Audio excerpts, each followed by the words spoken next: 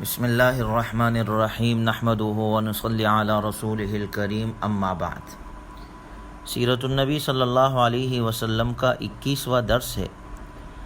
آپ علیہ الصلاۃ والسلام جب اپنے شام کے پہلے سفر سے واپس ہوئے، بحیرہ راہب سے آپ کی ملاقات ہوئی اور اس نے آپ کو وہاں سے واپس کیا۔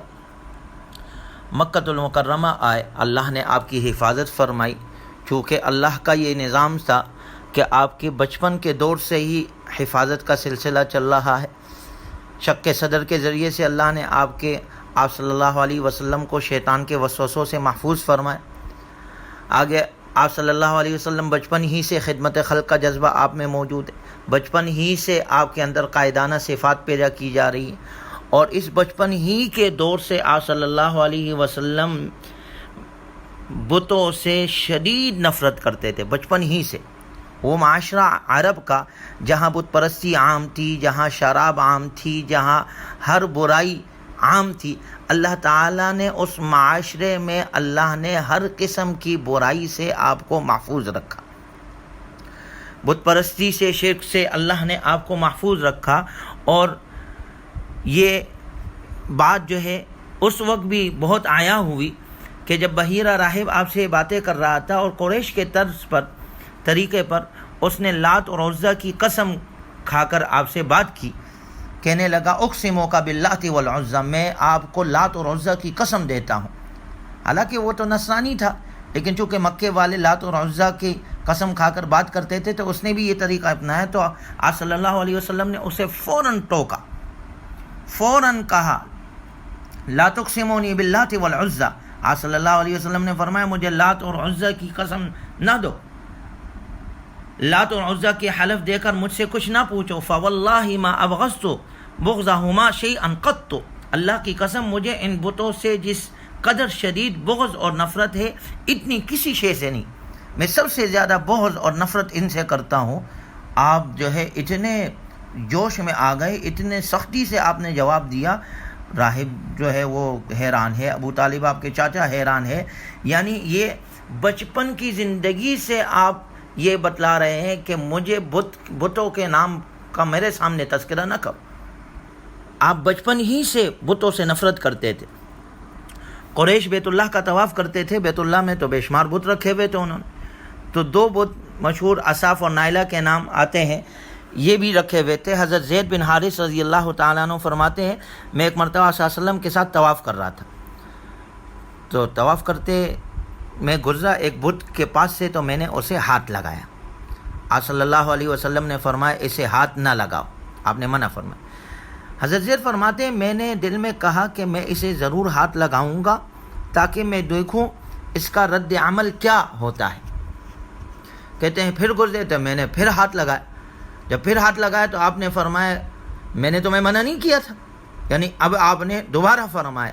تو حضرت زید رضی اللہ تعالیٰ عنہ فرماتے ہیں اس ذات کی قسم جس نے آپ صلی اللہ علیہ وسلم کو معزز بنایا، آپ پر قرآن کو نازل کیا، آپ صلی اللہ علیہ وسلم نے کبھی کسی بت کو چھوا تک نہیں، کبھی کسی بت کو ہاتھ تک نہیں لگایا، یہاں تک کہ اللہ نے آپ کو ختم نبوت کا تاج پہنایا، آپ پر اللہ نے اپنا کلام نازل کیا۔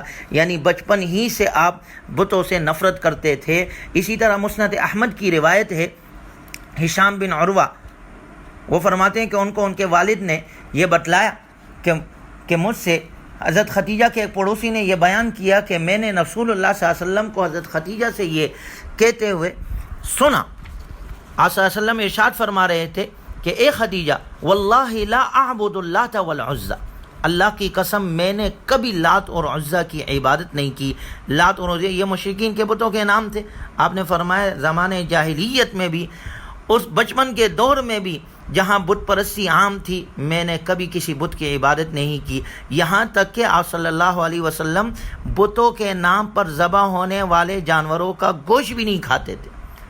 آپ بتوں سے سخت نفرت کرتے تھے، نہ ہاتھ لگاتے تھے، نہ بتوں کی عبادت کرتے تھے، نہ بتوں کے نام پر ذبح ہونے والے گوشت کو کھاتے تھے، کیونکہ آپ صلی اللہ علیہ وسلم تو ملت ابراہیمی سے تھے۔ ابراہیم علیہ السلام تو بتوں کو توڑنے والے، ما هذه التماثيل التي أنتم لها عاكفون قالوا وجدنا آباءنا لها عابدين قال لقد كنتم أنتم وآباؤكم في ضلال مبين. ابراہیم علیہ السلام نے اپنے والد سے کہا یہ تم کس کی عبادت کر رہے ہو, کس کے مجاور بیٹھے ہو؟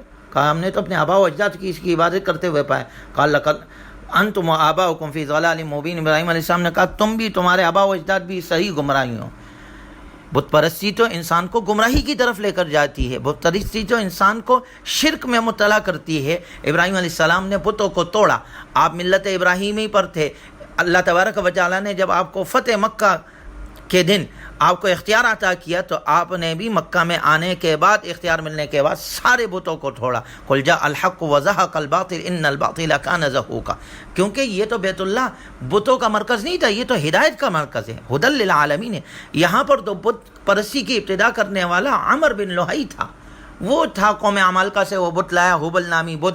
اس کے بعد یہاں پر یہ بتوں کا سلسلہ شروع ہوا, ورنہ یہاں تو بت پرستی تھی نہیں, ملت ابراہیمی تھی. ابراہیم علیہ السلام تو بتوں کو توڑنے والے تھے.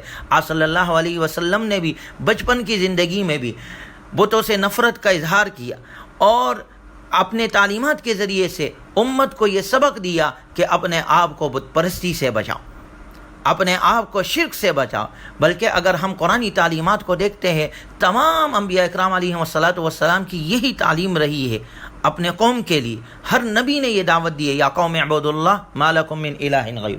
اے میری قوم اللہ کی عبادت کرو, اللہ کے علاوہ کسی کی عبادت نہ کرو.